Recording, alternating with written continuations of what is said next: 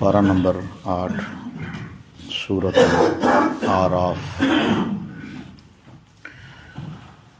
آیت نمبر 20۔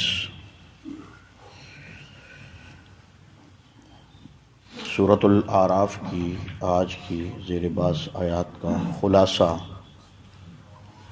ویسے تو بڑا تفصیل طلب یہ عنوان اور یہ تاریخی واقعہ ہے۔ ابو البشر سیدنا حضرت آدم علیہ السلام کے حوالے سے قرآن مجید میں اللہ تبارک و تعالی نے مختلف صورتوں میں تقریباً 7 مقامات پہ اس قصے کو بیان کیا ہے، جس میں جناب آدم علیہ السلام کی تخلیق بھی شامل ہے، آپ کو جو مسجود ملائکہ بنایا وہ بھی شامل ہے، علم کے اعتبار سے جو تمام مخلوقات بالخصوص ملائکہ فرشتوں کے اوپر جو فوقیت اور درجہ عطا کیا وہ بھی شامل ہے، شیطان کی ذلت اور رسوائی جنت سے نکالنے کا واقعہ بھی تاریخی اعتبار سے شامل ہے، اور جناب آدم علیہ السلام کو بمائے اماں جی حوا علیہ السلام شیطان نے جو ورغلایا بہکایا، اور وہ درخت جس کا پھل کھانے سے اللہ نے جنت میں جناب آدم اور جناب حوا علیہ السلام کو منع کیا تھا، شیطان نے ورغلا کے انہیں پھل کھانے پہ آمادہ کر دیا۔ پھر اس کے بعد ندامت میں جناب آدم علیہ السلام نے جو اللہ کی طرف رجوع کیا، جو توبہ کی، جن الفاظ سے اللہ سے معافی مانگی، یہ تمام تر تفصیلات قرآن مجید میں موجود ہیں۔ 6 مقام ایسے ہیں جہاں پہ اللہ پاک نے اس واقعے کو بیان تو کیا ہے، لیکن توبہ رجوع اللہ کر کے جو معافی مانگی اور جس انداز سے معافی مانگی، جن کلمات سے اللہ سے توبہ کی، وہ کلمات ذکر نہیں ہیں۔ ہاں، سورۃ البقرہ میں ابتدائی جو مقام میں اللہ پاک نے پہلا ہی جو قصہ جناب آدم علیہ السلام کے حوالے سے بیان کیا ہے، اس میں یہ ضرور ہے فَتَلَقَّى آدَمُ مِن رَبِّهِ کلمات، کہ آدم علیہ السلام نے توبہ کے وقت اپنے اللہ سے وہ کلمات سیکھے ہیں، یعنی اللہ نے القاء کیے ہیں، دل میں ڈال دیے ہیں جناب آدم علیہ السلام کے، اور یہ اللہ کی طرف سے یہ کلمات آسمانوں سے بھیجے گئے تھے، جو جناب آدم علیہ السلام نے کلمات پڑھے تو اللہ پاک نے جناب آدم علیہ السلام کی توبہ کو قبول کیا ہے۔ سورۃ الاعراف میں وہ کلمات جو آج کا ہمارا درس ہے، اس درس میں وہ کلمات من وعن، چونکہ قرآن کی سند ہے، اس میں 19-20 کا بھی شک نہیں ہے، شک کرنے والا بندہ خود بے ایمان ہو جاتا ہے، زیر و زبر کی شک کی کوئی گنجائش نہیں ہے۔ انا نحن نزلنا الذکر وانا لہ لحافظون، یہ قرآن مکمل طور پہ اللہ کی حفاظت میں ہے اور اللہ اس کا ضامن ہے، یہ اللہ کی طرف سے گارنٹی شدہ کتاب ہے کہ یہ اس کے اندر ذرہ برابر شک کی کوئی گنجائش نہیں۔ آپ دیکھیں قرآن مجید کھولیں، الف لام میم ذالک الکتاب لا ریب فیہ، کوئی شک نہیں ہے، شک کی گنجائش اللہ نے باقی رہنا ہی نہیں دی۔ اس لیے ایک مستند روایت کے اعتبار سے اللہ تبارک و تعالی نے یہاں پہ جو ایک دلیل بیان کی ہے جناب آدم علیہ السلام کے حوالے سے، اسے دنیا میں کوئی فرد و بشر جھٹلا نہیں سکتا، کیونکہ یہ قرآن کی سند ہے، یہ اللہ تبارک و تعالیٰ کا بیان ہے، اللہ کا حکم ہے اور اللہ کی طرف سے نازل شدہ ہے۔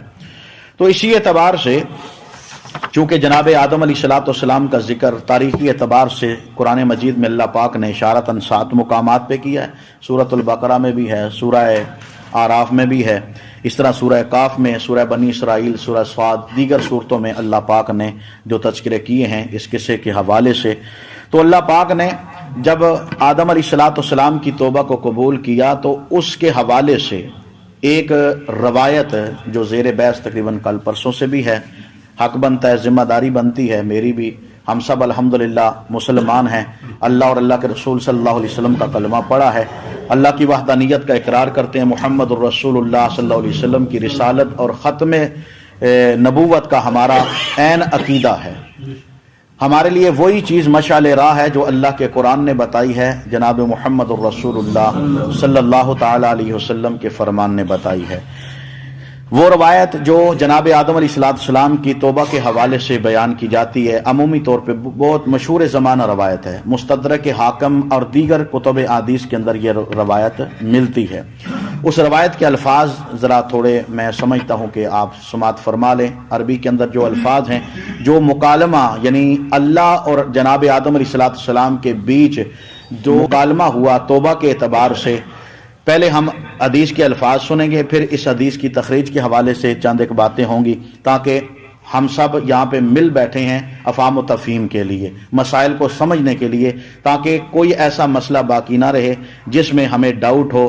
اگر کسی مسئلے میں کوئی ڈاؤٹ ہوتا ہے تو ہم ایک مسلمان ہونے کے اعتبار سے ہمارا حق بنتا ہے ہم علماء سے پوچھیں، بار بار پوچھیں۔ فَاسْأَلُوا أَهْلَ الذِّكْرِ إِن كُنتُمْ لَا تَعْلَمُونَ، تمہیں نہیں پتا تو اہل ذکر اہل علم سے پوچھو، جن کو پتا ہے ان سے پوچھو۔ کیوں؟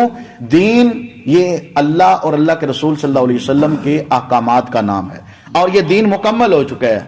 اللہ پاک نے خود میدان عرفات میں اللہ پاک نے خود اعلان اليوم اکملت لکم دینکم واتممت علیکم نعمتی ورضیت لکم الاسلام دینا، اللہ نے یہ نعمت مکمل کر دی ہے۔ تو اللہ تبارک و تعالی نے جب نعمت کو مکمل کر دیا، اب ہمارے لیے مشعل راہ کیا ہے؟ وہی سابقہ حدیث جو میں نے آپ کے سامنے کل کے درس میں بیان کی تھی۔ نبی علیہ السلام نے فرمایا ترکت فیکم امرین لن تضلوا ما تمسکتم بہما کتاب اللہ و سنت رسول، دو چیزیں دے کے جا رہا ہوں، مضبوطی سے پکڑو گے کبھی گمراہ نہیں ہو سکتے۔ اور قرآن بھی رہنمائی کرتا ہے، یا ایھا الذین آمنوا اطیعوا اللہ و اطیعوا الرسول، اے ایمان والو اللہ کی بات مانو، اطاعت کرو، اللہ کے رسول صلی اللہ علیہ وسلم کی اطاعت کرو، واولی الامر منکم، اور اپنے بزرگوں کی، اپنے اسلاف کی، اپنے ائمہ کی، اپنے بڑوں کی بات کو مانو۔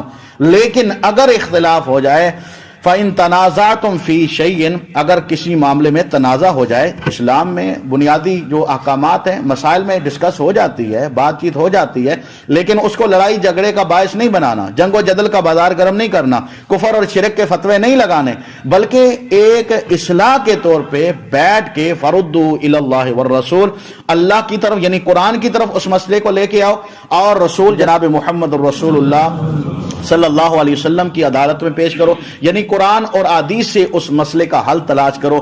جس مسئلے کا حل قرآن اور حدیث سے تمہیں مل جائے اسی پہ اکتفا کر لو، یہ رہنمائی اللہ نے ہماری فرما دی ہے۔ تو وہ حدیث جو مستدرک حاکم میں ہے، جس میں بیان یہ ہوا ہے لما اقترف آدم الخطیہ قال یا رب اسألوک بحق محمد صلی اللہ علیہ وسلم لما غفرتنی، کہ جب آدم علیہ السلام کو اپنی غلطی کا پتہ چل گیا، میں نے غلطی کر لی ہے، وہ پھل کھا لیا، تو اس وقت کہا کہ اے اللہ، اے میرے رب، اسألوک بحق محمد، کہ میں صلی اللہ علیہ وسلم، میں محمد صلی اللہ علیہ وسلم کے حق سے، آپ کے نام کے وسیلے سے آپ سے دعا کرتا ہوں، سوال کرتا ہوں کہ لما غفرتنی، کہ آپ مجھ کو معاف کر دیں۔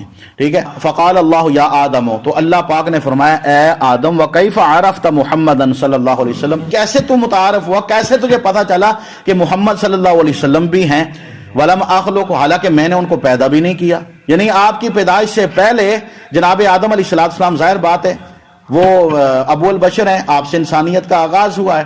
تو اللہ پاک نے پوچھا جب میں نے محمد صلی اللہ علیہ وسلم کو پیدا بھی نہیں کیا تو آپ کو کیسے پتا چلا کہ محمد صلی اللہ علیہ وسلم بھی ہیں، آپ نے کیسے پہچانا؟ قالا، تو جناب آدم نے فرمایا رب، اے میرے رب، لما خلقتنی بیدک، جب آپ نے مجھے اپنے ہاتھ سے بنایا، ونفخت فی من روحک، اور جب آپ نے اپنی طرف سے میرے جسم میں روح کو ڈالا، تو رفعت راسی، میں نے اس طرح اوپر اپنے سر کو اٹھایا، تو فرأیت علی قوائم العرش مکتوبا، تو میں نے عرش کے ستونوں کے اوپر لکھا ہوا دیکھا کہ وہاں پہ لکھا تھا لا الہ الا اللہ محمد الرسول اللہ صلی اللہ علیہ وسلم، یعنی یہ کلمہ لکھا ہوا تھا۔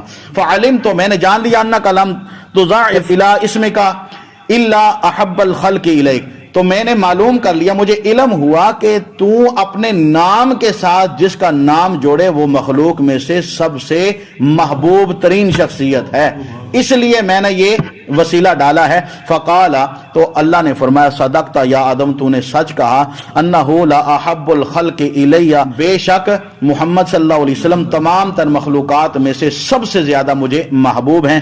ادعونی بحق ہی، اب محمد صلی اللہ علیہ وسلم کے توفیل یا وسیلے یا حق سے مجھ سے دعا کرو، فدعوت لکا، تو میں تیری دعا کو قبول کروں گا۔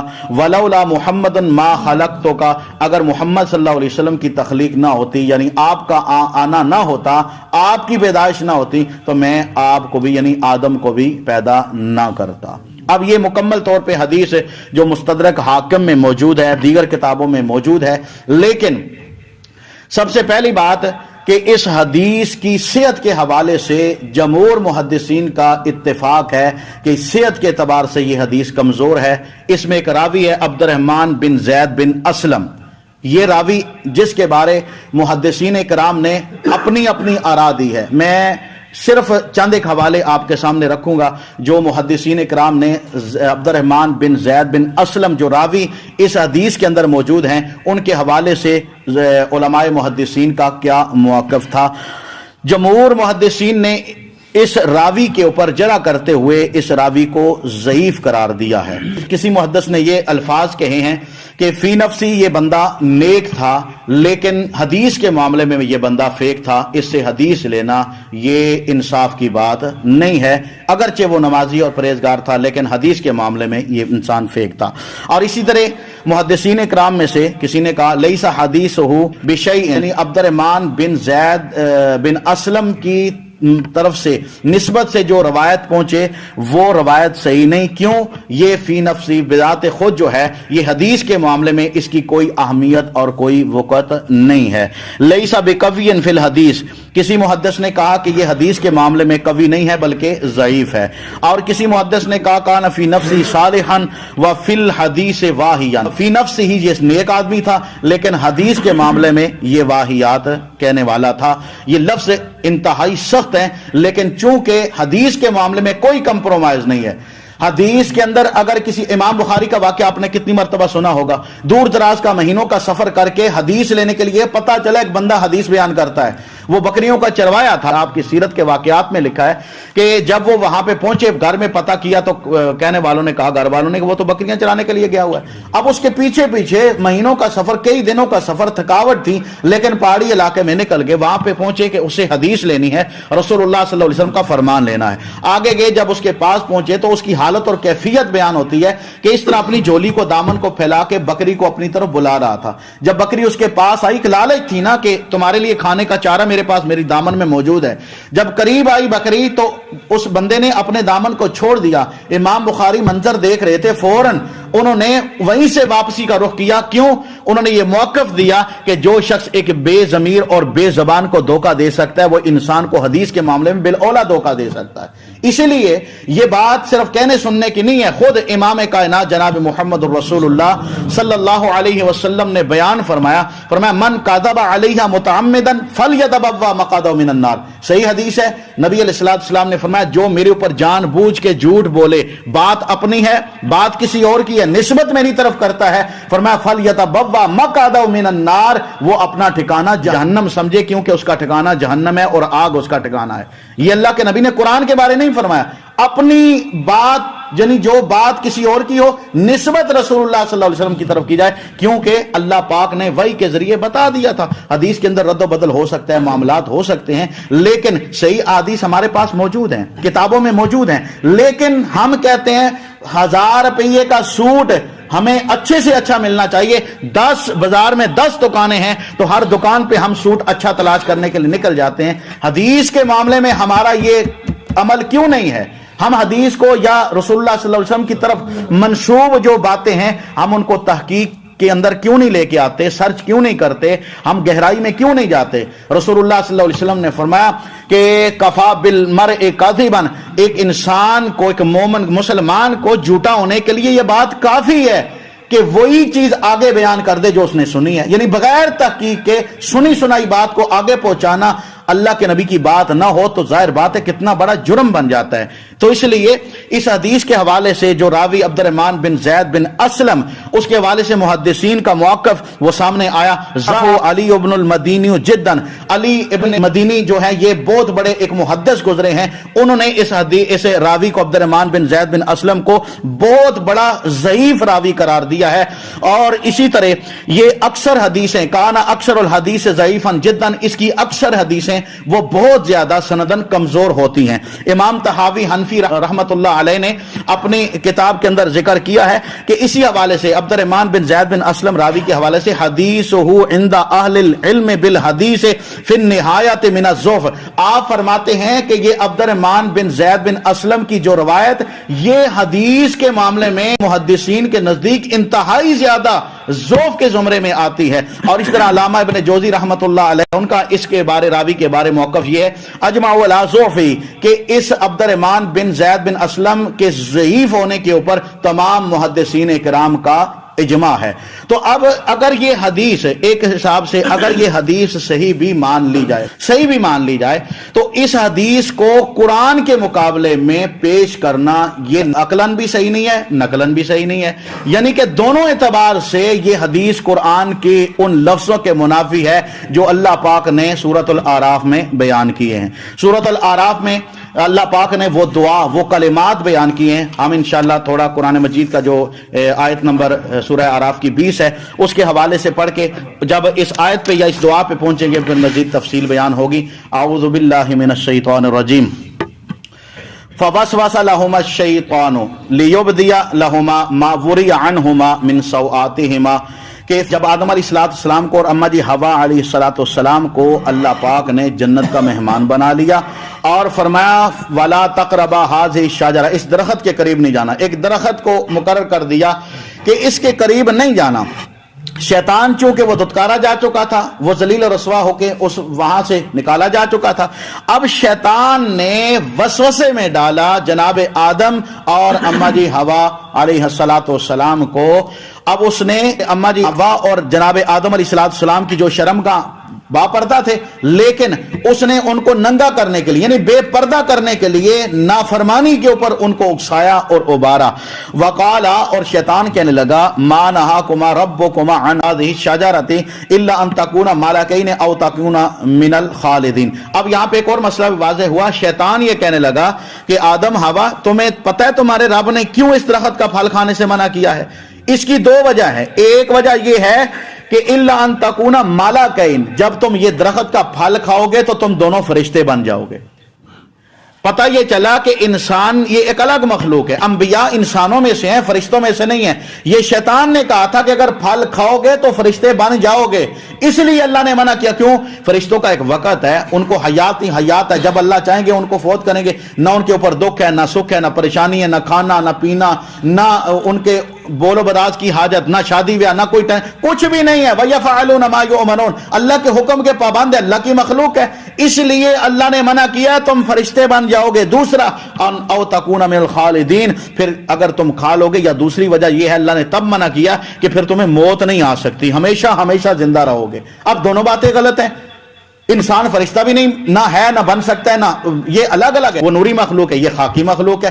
اب ہمیشہ رہنے والا معاملہ بھی وہ کنسپٹ غلط ہے، قرآن کے منافی ہے. کیونکہ اللہ پاک نے فرمایا کل من علیہا فان ویبقى وجہ ربک ذو الجلال والاکرام کل نفس ذائقۃ الموت. یہ اللہ نے واضح طور پہ قرآن مجید کے اندر ارشاد فرما دیا. وقاسمہما، اللہ فرماتے ہیں قسمیں اٹھا اٹھا کے ان کو. شیطان نے کہا انی لکما لمن الناصحین، میں تمہارا خیر خواہ ہوں، میری بات کا یقین کر لو. اللہ نے اسی لیے منع کیا ہے کہ یا فرشتے بن جاؤ گے یا ہمیشہ زندہ رہو گے.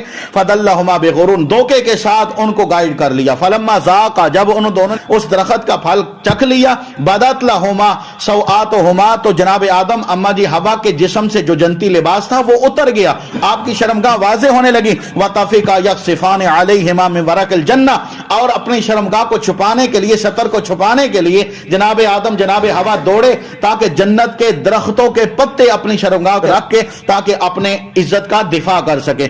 وناداہما، ان کی یہ چال دوڑ دیکھ کے آسمان سے وناداہما ربہما، اللہ پاک نے ان کو آواز دی. الم انہاکما ان تلکما الشجرہ، کیا میں نے تم دونوں کو منع نہیں کیا تھا کہ اس درخت کا پھل نہیں کھانا؟ وَأَقُلْ لَكُمَا، اور میں نے یہ بات تم کو نہیں کہی تھی، إِنَّ الشَّيْطَانَ لَكُمَا عَدُوٌّ مُبِينٌ، کہ شیطان تمہارا واضح دشمن ہے، اس سے بچ کے رہنا۔ یہ ساری باتیں تو میں نے تمہیں بتا دی تھی۔ قَالَ، تو جناب آدم اور اما جی حوا علیہ السلام کہنے ربنا، اے ہمارے رب، ظلمنا، ہم نے ظلم کیا، انفسنا، اپنے آپ کے اوپر، وَإِن لَّمْ تَغْفِرْ لَنَا، اور اگر آپ نے ہمیں معاف نہ کیا، وَتَرْحَمْنَا، اور ہمارے اوپر رحم نہ کیا، لَنَكُونَنَّ مِنَ الْخَاسِرِينَ، تو ہم خسارہ پانے والوں میں سے ہو جائیں گے۔ اب یہ کلمات ہیں، اللہ پاک نے فرمایا جب یہ کلمات کہہ دیے، قَالَ اهْبِطُوا بَعْضُكُمْ لِبَعْضٍ عَدُوٌّ، اللہ نے فرمایا کہ تم زمین پہ اتر جاؤ، تمہارا بعض کا دشمن ہے، وَلَكُمْ فِي الْأَرْضِ مُسْتَقَرٌّ، اور تمہارے لیے ایک وقت زمین میں جائے پناہ ہے، ایک ٹھکانہ ہے، وَمَتَاعٌ إِلَىٰ حِینٍ، فائدہ اٹھاؤ۔ اور قَالَ فِيهَا، اللہ نے فرمایا اسی زمین میں، اسی دھرتی پہ، تَحْیَوْنَ، یہاں پہ زندہ رہو گے، وَفِيهَا تَمُوتُونَ، اور اسی میں تم فوت ہوگے، مرو گے، وَمِنْهَا تُخْرَجُونَ، اور اسی زمین سے یعنی قبروں سے، مٹی سے تم کو نکالا جائے گا۔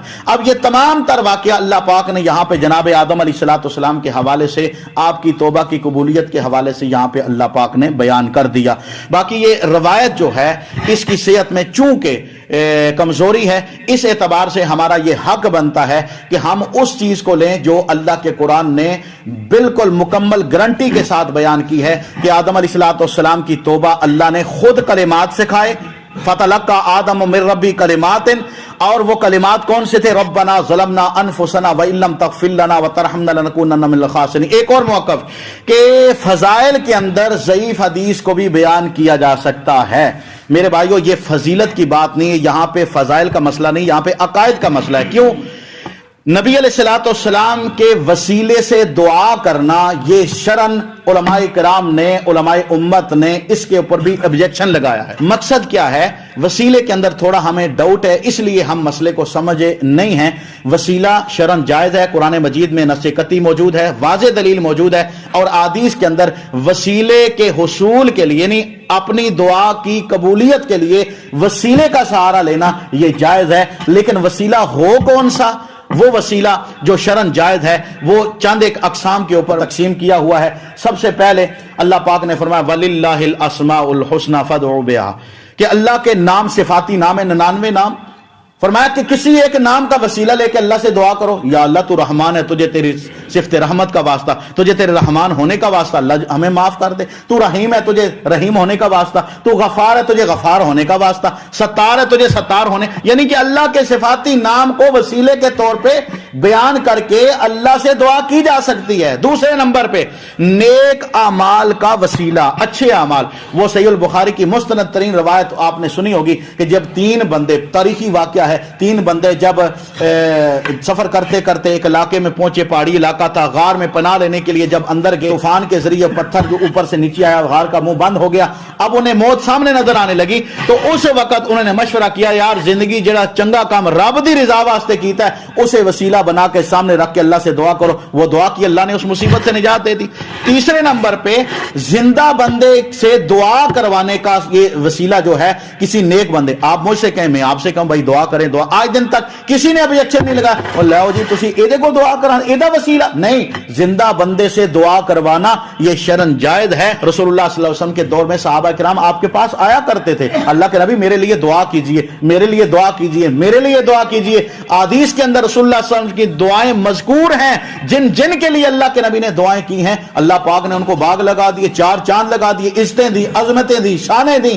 لیکن اللہ کے نبی کی وفات کے بعد اگر حضرت عمر رضی اللہ تعالی عنہ یہ عقیدہ دیں کہ قبر محمد، روضہ رسول صلی اللہ علیہ وسلم کے سرانے کھڑے ہو کے اللہ کے نبی کے وسیلے سے دعا آپ کے دنیا کے جانے کے بعد اگر نہیں ہو سکتی، تو دنیا میں کوئی ایسی شخصیت نہیں ہے جو محمد الرسول اللہ صلی اللہ علیہ وسلم سے اعلیٰ ہو، افضل ہو، بالا ہو۔ پوری کائنات ایک طرف، امام کائنات ایک طرف، پوری کائنات کو چھوڑا جا سکتا ہے، لیکن محمد الرسول اللہ صلی اللہ علیہ وسلم آپ کی ذات کو یا آپ کی بات کو چھوڑا یہ گزارا نہیں، ممکن نہیں ہے، کیونکہ اللہ ناراض ہو جاتا ہے۔ اس لیے یہ چند ایک باتیں آپ کے سامنے رکھنے تھی۔ اگر کسی ساتھی کو کوئی ڈاؤٹ ہو تو انشاءاللہ میں بھی آپ کے ساتھ طالب علم ہوں، انشاءاللہ مل بیٹھ کے اس مسئلے کو حل کریں گے۔ اس لیے ہماری ذمہ داری بنتی ہے اس مسند کے اوپر، سٹیج کے اوپر، منبر رسول یا مصلی نبوی صلی اللہ علیہ وسلم کے اوپر کھڑے ہو کے ہم وہی بات کریں جس کے اوپر ہمارا خود اعتماد ہے، واقعی اس کو کوئی چیلنج نہیں کر سکتا۔ اللہ مجھے بھی آپ کو بھی اپنی اصلاح کی توفیق نصیب فرمائے، دعا فرما دے جتنے بیمار اللہ پاک صحت عطا فرمائے۔ الحمدللہ رب العالمین والصلاۃ والسلام علی سید الانبیاء والمرسلین۔ ربنا ظلمنا انفسنا وان لم تغفر لنا وترحمنا لنكونن من الخاسرین۔ اللهم ارحم علينا ولا تنظر الى سوء اعمالنا، اللهم اكفنا بحلالك عن حرامك واغننا بفضلك عمن سواك، اللهم طهر قلوبنا من النفاق۔ یا الہ العالمین جتنے اللہ بزرگ نوجوان بچے اللہ بوڑھے بیٹھے اللہ تو سب کی مغفرت فرما دے۔ اللہ ہم سب تجھے ماننے والے، تیری توحید کو اپنانے والے ہیں، اللہ تیرے نبی صلی اللہ علیہ وسلم کی نبوت اور ختم نبوت کو ماننے والے ہیں۔ یا الہ العالمین ہم اپنے آپ کو بلا کے اللہ تیرے اور تیرے فرمان کو مقدم سمجھتے ہیں، اللہ ہمیں محبت ہے تجھ سے، تیرے فرمان سے، تیرے نبی سے، تیرے نبی کے فرمان سے۔ اللہ ہم اپنی انا بغض تعصب اللہ سب کچھ بھول کے صرف تیرے در پہ اس لیے جمع ہوئے ہیں، اللہ ہم اپنی اصلاح کریں گے، امت کی اصلاح کے لیے ہم اللہ قدم اٹھائیں گے۔ یا الہ العالمین صحیح معنوں میں اللہ ایک مبلغ جو صحیح معنوں میں تبلیغ کا حق ادا کرتا ہے، اللہ ایسا مبلغ بننے کی توفیق عطا فرما۔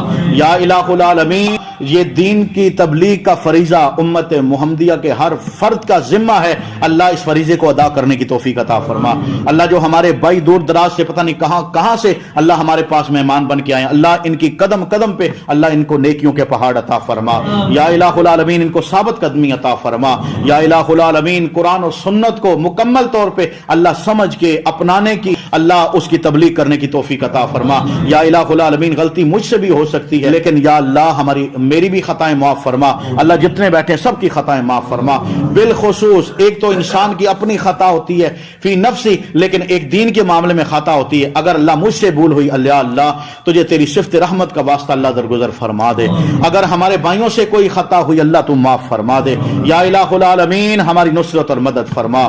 یا اللہ ہم سے دین کا زیادہ سے زیادہ کام لے لے۔ یا اللہ ہماری زندگیاں دین کے لیے اللہ ہم نے وقف کر دی، اللہ ہماری یہ قربانی قبول فرما لے۔ اللہ ساری زندگی انسان نیکی کرتا رہے لیکن خاتمہ شر پہ ہو گیا تو ساری زندگی کی نیکیاں تباہ ہو جائیں گی، اللہ خاتمہ بالخیر فرما دے، خاتمہ بالایمان فرما دے، اللہ آخری وقت اچھے سے اچھا بنا دے۔ یا الہ العالمین ہماری دعائیں قبول فرما، اللہ ہماری دعائیں قبول فرما۔ یا اللہ ہمیں اصلاح کی توفیق نصیب فرما۔ یا اللہ ہمیں ایک دوسرے کی قدر کی توفیق عطا فرما، ایک دوسرے کی ادب کی توفیق عطا فرما، دوسرے کو اپنے سے بہتر سمجھنے کی توفیق عطا فرما۔ یا الہ العالمین ہماری دعائیں قبول فرما لے، جتنے بیمار ہیں سب کو صحت عطا فرما، جتنے پریشان حال ہے سب کی پریشانیاں دور فرما۔ یا اللہ ہمارے گھروں میں جتنے بے نماز ہیں نمازی بننے کی توفیق عطا فرما، نماز میں خشوع خضوع عطا فرما۔ یا اللہ خالصتاً اللہ اپنی رضا کے لیے، اللہ تجھے راضی کرنے کے لیے تیرے در پہ جمع ہوئے ہیں، اللہ ہمارے یہاں پہ مل بیٹھنا ہماری بخشش کا سبب بنا دے۔ یا الہ العالمین ہماری نصرت فرما، اللہ امت مسلمہ کی مدد فرما۔ یا اللہ امت مسلمہ کو اتحاد نصیب فرما۔ یا اللہ یہ فرقہ واریت کا تھوڑا جو ہے یہ ہمارے اندر ناسور بن چکا ہے، یا اللہ اس آب و ہوا کو اللہ ہم سے دور کر دے۔ یا اللہ آپس میں ایک دوسرے کی قدر کی توفیق عطا فرما، ایک دوسرے سے محبت کی توفیق عطا فرما۔ ربنا تقبل منا انک انت السمیع العلیم وتب علینا انک انت التواب الرحیم وصلی اللہ علیہ وسلم۔